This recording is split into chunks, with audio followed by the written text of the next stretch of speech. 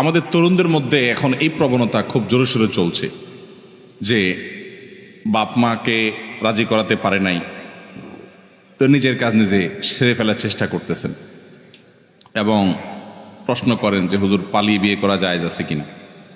ভাই, পালিয়ে চুরি করতে হয়, বিয়ে না। পালিয়ে কি করতে হয়? চোরে চুরি করে পালায়া। আপনি বিয়ে করবেন, এটাকে ভালো কাজ না খারাপ কাজ? তো ভালো কাজে আবার এই পালাপালি কেন করবেন? পালাপালি করবে তো চোর ডাকাইতে, ঠিক না বে ঠিক? অতএব বিয়ে হবে সুন্দর করে ঘোষণা দিয়ে, মা বাবা রাজি না, তাদেরকে রাজি করার বুদ্ধি বাইর করেন। আর যদি কোনো জায়গায় মা বাবা রাজি না হন, তো ওখানেই আপনাকে করতে হবে। এটা আপনাকে হলফ করতে বলছে কে? আপনি চেষ্টা করুন বাবা মাকে যথাসম্ভব রাজি করানো। আমরা অনেক ক্ষেত্রে এইসব জায়গায় ভুল করে বসি, তরুণ ভাইরা, যুবক ভাইরা।